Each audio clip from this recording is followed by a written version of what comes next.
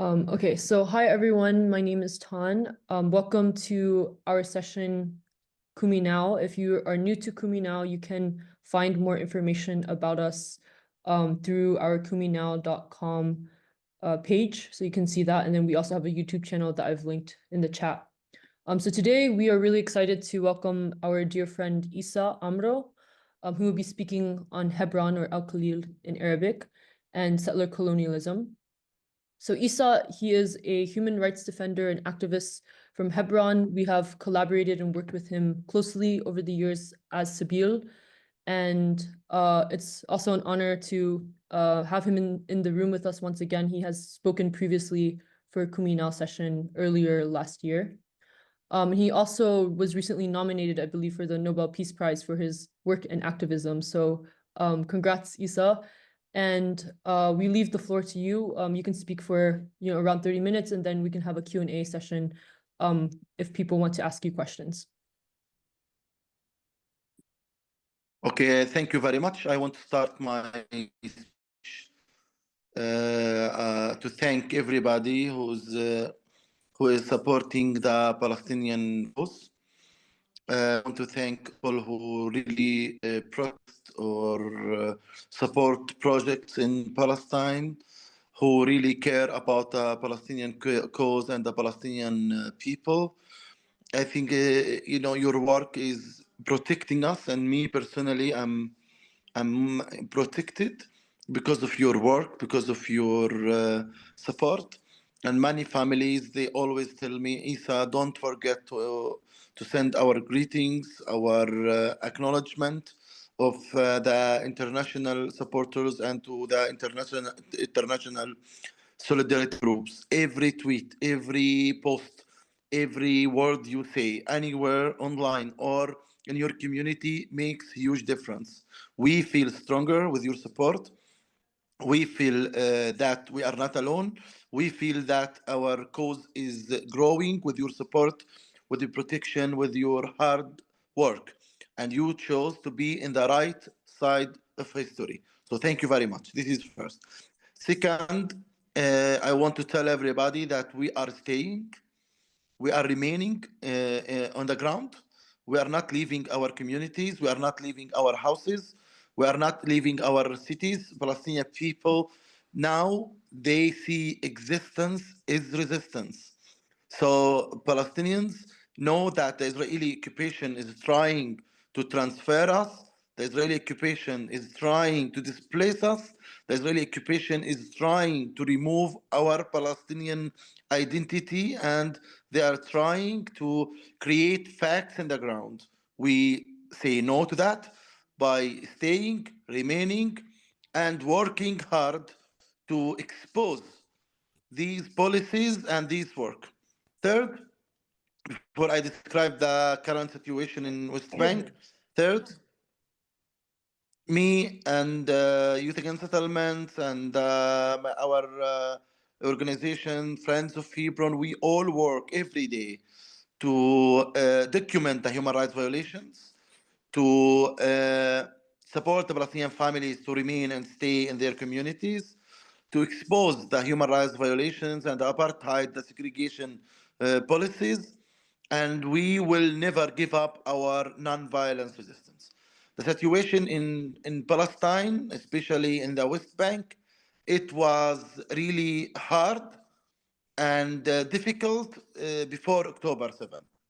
After October 7th, the Israeli occupation and the Israeli fascist government used the opportunity they got of the blind support from the international community and the green light they got from many big countries to kill Palestinians, to dehumanize Palestinians, to destroy Palestinian houses, and to destroy Gaza completely. After they finished and in Gaza, and they have no other targets to destroy in Gaza, they came to West Bank. So after the ceasefire in Gaza, we are facing an announced war from the Israeli occupation, announced war and displacement of the Palestinian people. Before the ceasefire, we were facing an unannounced. Okay, now in the West Bank they announced the war on us. To start from Jenin, they they are destroying Jenin refugee camp. They are, occupying the city, completely reoccupying Jenin, which means destroying Oslo peace agreement, destroying the last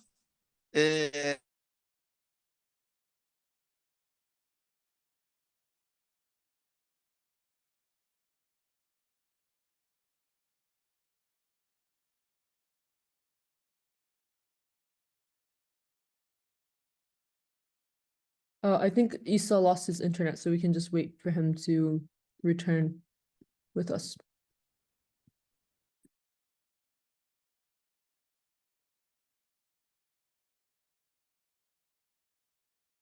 He's muted. in Jenin now. They are, dismantling the Palestinian Authority. They are, violating Oslo. Now they are, Oslo is not existing anymore. Oslo peace agreement. So they are in area A, and they don't want to leave. They are staying. They demolished many houses. They forced many families to leave the camp, the refugee camp, and really the people are suffering a lot there in Jenin. In Tulkarem, they do the same. They are occupying the city. They are in the city. They destroyed the streets, the roads, the houses.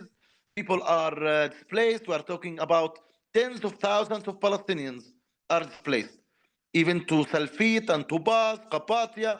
So in the northern part of West Bank, they are really making our life there very hard.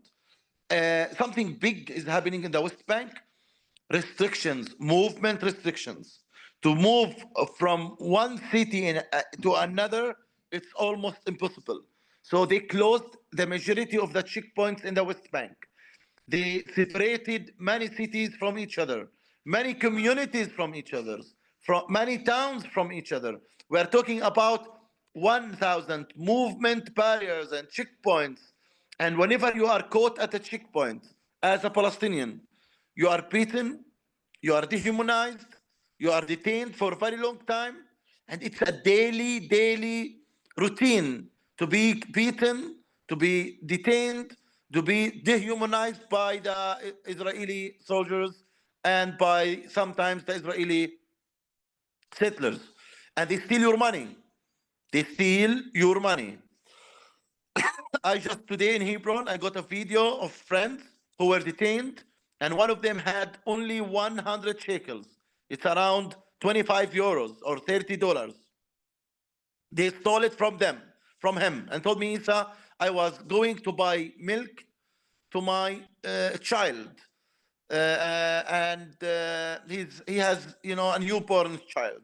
This is the situation. Soldiers steal. Soldiers beat up Palestinians, detain Palestinians, close the checkpoints. For example, in Hebron H2, the checkpoints, we say when the checkpoint is open. We don't say now when the checkpoint is closed, because it's closed almost, and it's done by soldiers by themselves. They decide. We are under the mercy of the soldiers' ideology and the soldiers' mood, because the soldiers are acting as a militia, not as an army. About other things, which is very important. Palestinians in West Bank, they suffer from unemployment. We are talking about hundreds of thousands of Palestinian employees. They are jobless now. They lost their jobs after October 7th. Not only that, we're talking 15 months without any income. The Palestinian Authority employees, they don't get salaries. They get only few, a part of their salaries every few months. Why? Because the Israeli finance minister, who's Smotrich, is cutting the taxes which they collect in behalf of the Palestinian Authority, because Palestinians don't have free borders. So all the goods which is coming to Palestine has to pass from Israeli borders, Israeli ports, and they take taxes and they should give it back to the Palestinian Authority. They take the majority of the money and they don't give back the taxation to the Palestinian Authority, and they gave a lot of this money to Israeli settlers and to Israeli settlements. Something else, raid, city raids. I'm not talking about Jenin and Nablus and Tulkarem. I'm talking about Hebron, Bethlehem, Ramallah, Kalkilia, Salfit, Jericho. Every night we have house raid. They go into houses, they destroy the furniture, they beat up everybody in the house, women, men, elders, children, the soldiers. They detain people, they dehumanize them, intimidate them, then the soldiers leave. A few days ago, the soldiers at a checkpoint, the main checkpoint in Hebron, took the school books of the Palestinian children, who are 12, 13, 11, and they drew stars of David on the books covers. Star of David. The soldiers, when they raid houses, they drew many times Star of David on the houses, on the walls, on the main gates, the main doors. This is what's going on. This is how the soldiers behave. Sexual harassment to women and men, even when they detain them or whenever they pass the checkpoints. People are so afraid. People, they are thinking they will be deported, they will be displaced. There is a fear in the community about displacement, about settler violence and army violence. Area C now, it's a target for settler violence. Every day we document settler violence, settler pogroms in certain communities. We're talking about 28 communities they left because of settler violence. And the settler violence is protected by soldiers. And even the soldiers with the settlers, they do violence together. They terrorize Palestinians together. This is what's going on in certain areas in the West Bank. So we talked about raid, we talked about unemployment and the economy, we talked about the settler violence and the army violence toward the Palestinian people all over West Bank. This is what's going on in Hebron and H2 in Hebron. The Israeli government is trying to create facts in the ground. We as Palestinian families don't live a normal life. We don't feel safe in our houses because of settler violence and army violence. We have no social life. So what it means that we don't have a social life, Ramadan is coming. We don't have a social life because nobody is allowed to come to visit you. So we're talking about 800 Palestinian families. They are disconnected from their relatives, from their friends, and from their community. So I can't invite my friends to my house in Ramadan. Ramadan is coming, so you can't invite them. You can't go to them because the checkpoints, the majority of the time, it's closed. So you are alone. You feel alone, disconnected. Journalists, Palestinian journalists are not allowed. Only international and Israeli journalists are allowed to visit us. But Palestinian journalists, Palestinian doctors, Palestinian craftsperson, if you want any kind of maintenance. I'm mentioning 800 families who live in H2 is 40,000. But who is directly affected by the closure and the restrictions? It's around 800 Palestinian families. In general, all Palestinians are affected, but who's directly affected? For this is around 800 Palestinian families alone. No, no services and no social life and no security. As a family, it's not easy to stay with that, to live with that. So they are making it harder and harder for us to stay and remain. Something else, we are not allowed to have a Palestinian flag in our t-shirts. So no Palestinian signs, no Palestinian songs. So they are removing our identity. On the other hand, what we see around us is army, soldiers, blue and white signs, settler visitors, music, Israeli music, Hebrew music around us. So they are forcing their culture, forcing their identity on us without any rights, because we as Palestinians who are living in this part, even all over West Bank, but who is living this part with the settlers, we are under the Israeli military law, which means we are guilty until we are proven innocent. Guilty until proving innocent. You have to prove that you are innocent, not them. And non-violent resistance is not allowed. So this interview with you is illegal. This meeting with you is illegal for me as a Palestinian. Why? Because I live under the Israeli military law.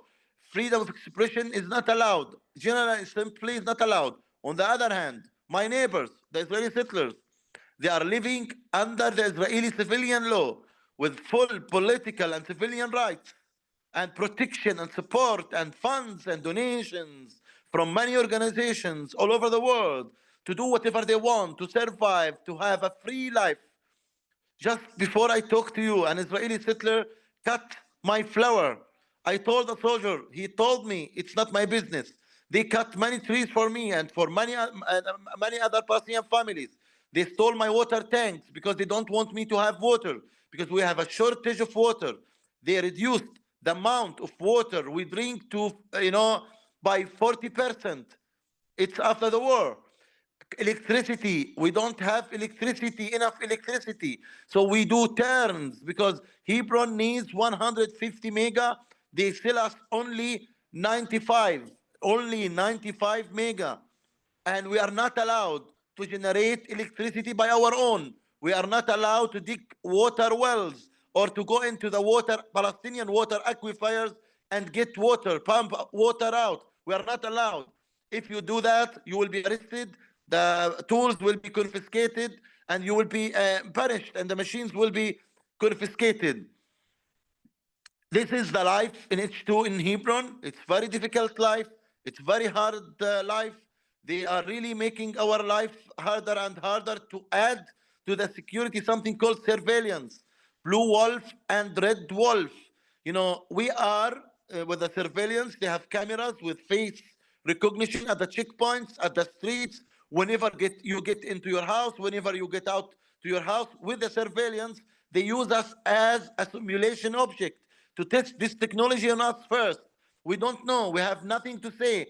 Families, they ask me what type of data they collect. Women, they tell me, Issa, do they see us in our bedrooms or not? Because the cameras are everywhere and we don't know what they do with it.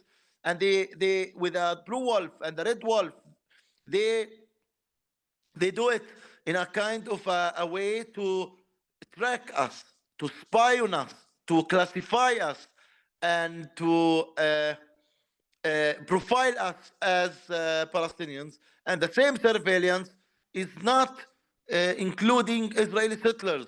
So if a settler attacks me, they don't identify him with this surveillance. They only identify me if I defend myself. It happened to many Palestinian children who were arrested for defending themselves from Israeli settlers' children. And the children, Palestinian children, they're arrested, and the Israeli settlers are not. Why? Because the Palestinian children, they are under the Israeli military law.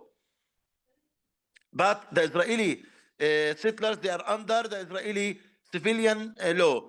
Ambulance, if you need an ambulance, it's not possible for emergency cases.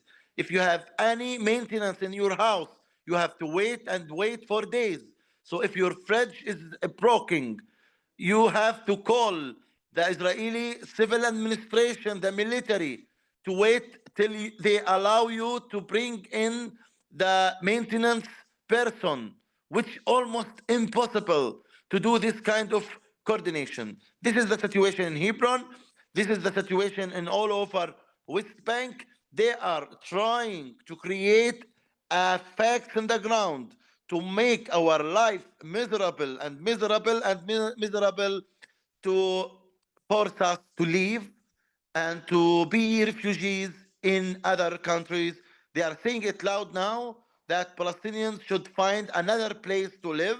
They are not welcome. Smotrich said it and he's doing it. And there is an absolute silence from the international community And the international community, unfortunately, is blindly supporting the Israeli occupation, and they are contributing to what is happening to us these days. They are talking about annexation, annexing West Bank to Israel without rights, without the people. They want to annex the land without us. And there are a lot of settlement projects. The settlement projects are 4 to 5 times doubled in the last 2 years with the current Israeli government. This is why my speech today. If you have any questions, I am ready to answer. Thank you so much, Issa, for the update on the situation. It's quite devastating. And I think there's a few questions. People wanted to know more about also the other parts of the West Bank as well. Someone asked that there were reports that 40,000 Palestinians or over 40,000 Palestinians were forcibly displaced in Tokorom, Jenin, in the northern parts of the West Bank. And they're curious about where they're currently located. And they're not allowed to return, correct? Like the people who were displaced in the West Bank. Again, There were 48,000 Palestinians that were displaced over the last few weeks in Tokaram and Jenin, and someone asked where they were located now, like where they are now. Yeah. it's more than 40,000. It's hundreds. It's tens of thousands of people left their homes in Jenin, in Tulkarem, in Salfit, in Tubas, in Hebron, in Area C. Many people left. They go to their relatives, they stay with their relatives, they go outside Palestine, they go to other cities in Jenin and Tulkarem because the numbers are big. They have shelters in schools. As Gaza, they stay in shelters in schools. And it's very cold now in Palestine, and the weather is not helping. It's -1, -2 and during the night.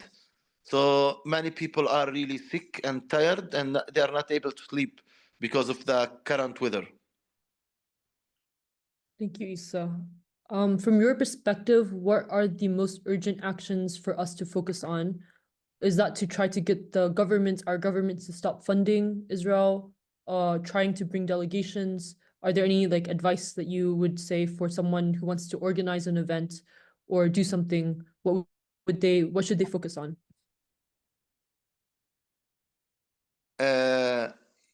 You be creative. You are doing great work, a lot of you. We want to increase more awareness. We want the people to know more. We want more media coverage. We need more you to inform your politicians about what's going on, and for sure to stop the funding of the occupation. Send donations to organizations and to people on the ground.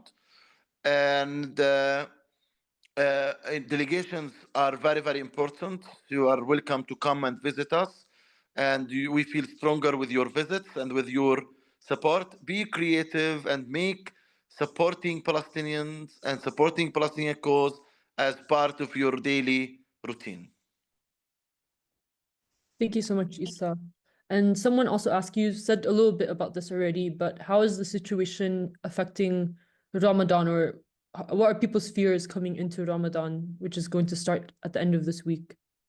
People are very poor, and there is no income for many, many families. Ramadan is a holy month for everybody to pray. So even the right to go to pray in Al-Aqsa Mosque is violated. The right to go to pray in Al-Ibrahimi Mosque is violated. So there are huge restrictions on people and to pray. People are afraid to go to the mosques, even all over. So Ramadan this year is different. People don't have enough food. They don't have enough, of what they need, of their basic needs. They have no jobs. So Ramadan is very difficult month this year. Thank you, Issa. Let me see if there's a few other questions, I think. Someone asked if, I think you also explained this, but maybe without describing the word annexation. And someone wanted to understand more about what the annexation looks like now in the West Bank. maybe you could talk more about the settlements or something. Yes, annexation. What it means, annexation. It's a very important question, by the way. Annexation. Israel is really controlling West Bank, and they are imposing the military law on Palestinians and the civilian law on the Israeli settlers. But about land ownership and land confiscation, it's really harder for the Israeli settlers to take the land. With annexation of West Bank, the Israeli authorities can confiscate even private Palestinian properties. Now they are not able to confiscate the private properties and the private land. After the annexation, they can come to my house, private house, take it, confiscate it for public use. It doesn't need military use. They could confiscate any land in the West Bank for military purposes. Now they can confiscate in the West Bank anything for civilian public purposes, which it's for the settlers, not for us. This is one point which is very important legally. Third, they can build however they want. They can speed up building settlements. So they can take more land, they can build more, and all the procedures of tendering, planning, and tendering, it will be removed. They will go directly to tender and building settlements. And it means that a lot of agriculture farms and factories and economical activities will be supported from the government, and it will not be considered settlement goods as well. So it will be part of Israel. Education of certain settlements, the football teams will be included, and it will be, they are normalizing life between settlements and Israeli cities all over, and for sure reducing the number of the Palestinians. So the Israeli settlers will get much more rights, and Palestinians in these areas, they will get less rights and less even basic needs. So even we are the ones who are living in the targeted areas. For example, I live in H2. I will not get the same rights as someone living in East Jerusalem, a Palestinian living in East Jerusalem, or a Palestinian living in Israel. They including the land without us. Thank you so much for your description of that, and I hope people can use it to explain annexation to their communities and things. Someone asked if people given the current situation, how can people visit you? Can people still visit you if they're internationals to your house? I think you're muted, Issa. Wait. Yes, Asapil continued bringing delegations, and many organizations, they bring delegations. It's much less, but we need people to come. So come, please, help us, support us, stay with us, think with us how we can make the occupation and apartheid costly. Thank you, Issa. And yes, we have, if you visit fosnow.org, we have a timeline of delegations that you can sign up for to visit. And usually they also give you a 3-month visa. So some people, they like to volunteer and things, and maybe Issa, your group might have, be open Yeah, to. we need volunteers. We need many volunteers. We do a lot of work now. We're really achieving a lot of good things. We need lawyers to help us. We need researchers. We need media activists. We need people who really willing to contribute. So come and help us, and you are needed, and it's really doing well. Yes, so come on a Sabio delegation and you can stay and volunteer for Issa. I think that could be a good method to volunteer. Someone also asked if you know of the situation in Bet Umar, which is near Hebron. So I wonder if there's any news about the situation there. Yes, there is Betumar. Yeah, my God, daily raid to Betumar. Every day almost, the Israeli military raids Betumar, and they are arresting people. Yesterday or the day before yesterday, they arrested 6 people in Betumar.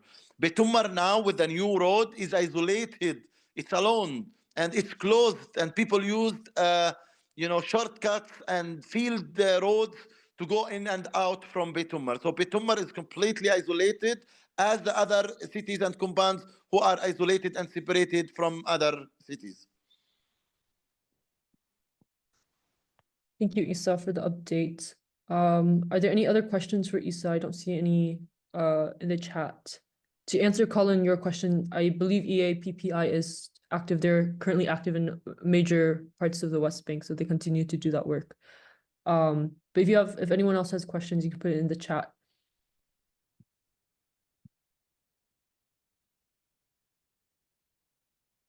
Seems like there's no other questions, but I did link, Issa, your social media accounts, your Instagram, Twitter, Facebook, because I know you post a lot of updates there. So for everyone, you can follow his social media and he will continue to update you there.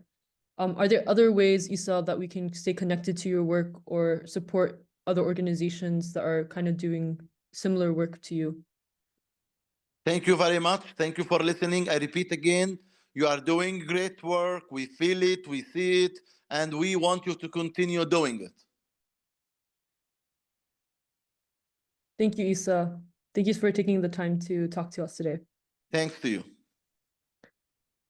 Okay, so we will transition now to an action session. So a few people at the beginning, Issa, feel free to leave. Okay, I think he left already.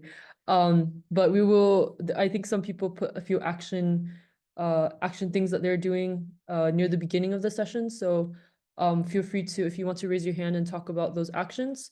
For now, I'll put the kuminow.com action page. And like Issa said, we are doing delegations, and delegations are currently one of the most important things that people can do if they have the capability and means to do so, to go and show international presence and international solidarity.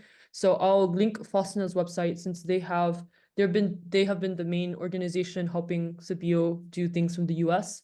But they also if you're not from the US, you can still go on one of these delegations. So you can contact them and see. So in March, for example, we have, I think, 2 delegations, one that will be focused on Lent, and the other one is going to be during Holy Week. So if you would like to be present there during that time, you can also join them.